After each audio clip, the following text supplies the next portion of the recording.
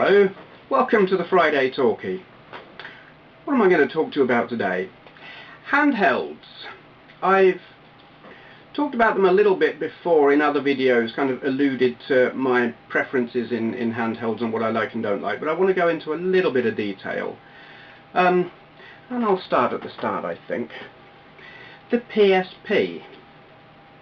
The slim one there and the fat and very dusty one there. And really quite heavy. I've forgotten how heavy they were. Technologically speaking, these are wonderful. You know, they've got good power, they've got a fantastic screen. I don't like the nub, that thing there that is supposed to be like an analog joystick. Can't get along with it. I end up playing with it like all or nothing. There's just no subtlety to it.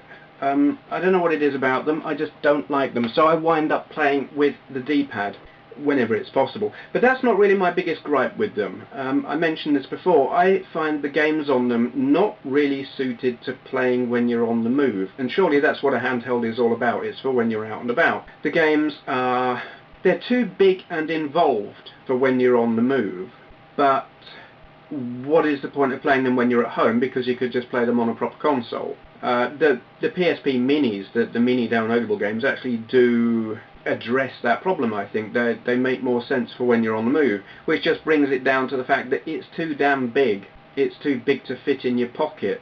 And the PSP Go kind of addressed that. It was a nice small fit in your pocket thing. And yeah, it did away with UMDs, which I don't like, because I would rather have a physical media there. SD cards would have been nice, something like that. But the biggest problem with it was just too expensive. You know, it took what were the good features of the PSP, cut them down, gave you less, but charged you more. And that was pretty stupid in my book. And it's a shame. If they had done the PSP Go from the start, so no one was worried about UMDs and whether they were good or not, and just done minis, downloadable maybe, or something like that. You know, pick up and play. That's really what you want. Something small that you can pick up and play without having to get into really involved storylines and stuff like that. Simple stuff. Which brings me round to this. It's the DS Lite. I won't even talk about the original DS. They were a hideous piece of whatever. I don't really like these either. In fact, I like the PSP more than these. I like the size. I really do like the size. I couldn't give a damn about the touchscreen. In fact, I loathe the touchscreen. I don't ever want to have to use a stylus to play a game. It's not the way to play games. Great for a PDA, fantastic, but I don't want to play a game with a stylus. But my biggest gripe with this, apart from the fact that they just don't do the kind of games that I like, I just don't care about, I don't know, fluffy little animals and stuff. Don't care. And I'm not a Mario fan. No, my biggest gripe, what the hell were they thinking of? Look, I have pretty small hands. These are not chunky fingers by any means. Now, I like racing games, as most of you will know. So, I have Ridge Racer, I have Mario Kart. Here is your accelerator, there. Here is your brake, there. Ugh. Right, okay, I'm pressing both. I don't want to press both, but half the time when I'm playing, I wind up pressing the brake at the same time. It is idiotic. They are tiny. These are buttons made for babies. And no adult is going to be able to play a game that uses those. Stupid. And it's a damn shame, because this would, without that, this would be probably very close to gaming perfection for a handheld. But they totally blew it. Shame about the games as well. But there you go. Which brings me down to my favourite, really. This little baby. Game Boy Advance SP. See, the buttons aren't particularly big, but there's a sensible gap between them, and that's what you need. You can press B without pressing A. It's great. I love it. The screen's not great, but yeah, I can live with that. And of course, if you really want ultra portability, something you can stick in your pocket and forget about, I love this. The Micro. I do find the shoulder buttons a bit fiddly when you're holding it and trying to play and press them. It's awkward. But just the fact that you can keep that in your pocket and forget all about it until such time as you're sitting somewhere bored, waiting in a queue or something, and then you think, hold on a minute, I've got a Game Boy Micro in my pocket, I'll play that while I'm waiting. Fantastic. And of course the Game Boy Advance is chock full of compilations of retro games, which I love.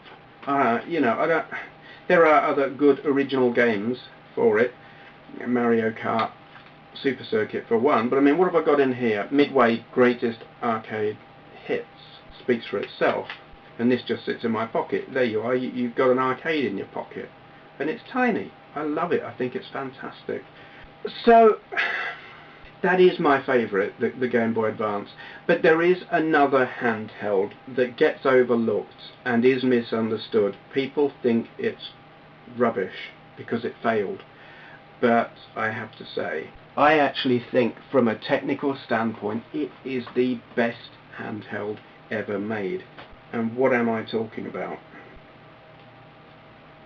That's a Gizmondo, and it is absolutely fantastic. It's not perfect. It has a screen that is bright and clear and graphics that are not quite up to PSP standard, but really pretty effectively kick the arse out of the DS.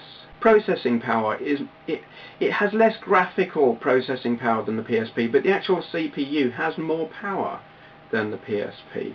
This has a camera, this has internet access, and I don't mean just through Wi-Fi. This has, it's not the 3G, it's the thing before. It is not particularly fast, and I don't think it even works anymore since they went bust. But anyway, it had internet access with its own browser. It's GSM, that's the kind of internet access it had. Pretty slow, but it did the job. This has GPS, sat-nav built in, all of that, and it is comfortable to hold. The buttons are a good size, good space apart. The D-pad is good, and it's rugged. This is kind of slightly rubbery feeling. You could probably drop this and not worry about it breaking, as long as you don't drop it from a great height. An absolutely fantastic piece of kit. Numerous other things it can do. I mean, it'll play music, you know, you can put your MP3s on it, and storage media. It's an SD card. I mean, perfect. They're dirt cheap, they have massive capacity. I don't know what the biggest capacity the Gizmondo can take is, to be honest, but it doesn't matter. This thing's got a gigabyte in it. You know, dirt cheap. You could have a stack of them in your pocket, wouldn't matter. You barely notice them, and could have had a mass of games on them. I mean, the problem with these, the real shame of it is the company, the people who ran the company, they didn't develop this. This was developed by whatever engineers, and the company that bought the rights to it to sell it weren't interested in selling it. What they used this for was to get investment, and the investment was, as far as the investors were concerned, was for putting into the company so they could sell this and make a profit. That's what it was meant to do. That's how business is done. But that's not what happens. The people running the company took the invested money and ran with it. I mean, ran away. They bought their flash cars at Ferrari Enzo and Mercedes SLR. One of those famously crashed. Yes, basically run by a bunch of crooks. They didn't do anything with this. They just ran the company into the ground, took the money and ran, and obviously this folded. And it is such a shame because it's fantastic. The good thing about it is you can hack the firmware. The firmware on this is hacked. You can put emulators on them, and this has a great Mega Drive emulator because there are games for this. I have, I think, most, if not all, of the games that were made for it on here, on this SD card. And I will be doing videos of those. And some of them are incredibly good. I've done a couple already. They're in my playlists, I think. Maybe not. Anyway, so that's that. Handhelds. What else do I want to talk about? I know. Replay. Yeah. They've got a little bit about it in here. which is Retro Gamer Magazine. There you go, free advertising. I hope you appreciate that, Darren. Give me a shout out, damn it. No. It is an exhibition in Blackpool on the 6th and 7th of November, and it's at the Norbreck Castle Hotel, which is my favourite hotel in Blackpool. Basically, retro gaming exhibition, loads of people, loads of computers, consoles, all kinds of stuff, modern stuff as well. I believe there are going to be like competitions, gameplay, that sort of thing, which is great. Now, I hadn't thought, I mentioned this before, but I want to give credit where it's due. I wasn't going to be able to go. Hotels were damned expensive and are damned expensive over that particular weekend, and I couldn't afford it, Andrea couldn't afford it, and Andrea was just not up for driving there and driving back all in one day. So anyway, I had said no, I can't go, and I got a message from Tudave, who also has a channel, Retro Rewind, and I will put links of both of his channels down there. He sent me a message saying, well, he lives in my neck of the woods and he's going, would I like to go with him? And I was like, oh yes please. So I am so really grateful to Dave, because without him I wouldn't be going, and it's just going to be so great. Never mind the fact that there are going to be all these great gaming systems there, retro gaming, and I believe some modern stuff. This is an opportunity to meet people. You know, I know an awful lot of people on here who I speak to, I watch their videos, they watch my videos, but I'll get to meet some of them. Dave, for a start, which is great. Dave's been a subscriber to my channel for some time. He's a really nice chap. And I know there are other people who are going. Ian Wilson is going, 28 Sterian, and I believe Lorfarius. Certainly hope to be meeting them. And I don't know who else. I hope lots of people. I think it's going to be a lot of fun, and I'm really looking forward to it. And I wanted to take the opportunity to publicly say, thank you Dave, you're great, I really appreciate it. Now, shout out time. Here we go. A great many of you will know Guru Larry, and you will be familiar with his channel Screw Attack Europe, and probably all of you know about this already because he did announce it. He has closed down his Screw Attack Europe channel. I don't know what the story is there. He's had some issues with Screw Attack, falling out or something, I don't know. But anyway, what is important is that he has started up a new channel, Larry Bundy Jr., link down the bottom. I'm sure I don't even need to introduce Larry. He is great. He is one of the greatest, you know. He's a big name in the world of retro gaming, and I just wanted to bring it to all of my subscribers' attention that he has moved his channel. And if you like his stuff, if you like what he was doing on his Screw Attack Europe channel, go to his new channel, resubscribe, because his stuff just rocks. There we go.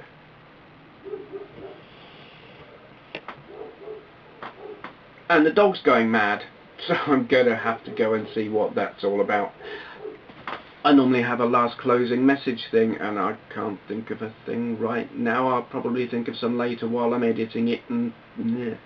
Okay, thank you for watching. This and videos of other retro games in my collection and a video of my console and computer collection can be found on my YouTube channel, along with a link to my website retrogamingcollector.com, so take a look at that if you've got nothing better to do.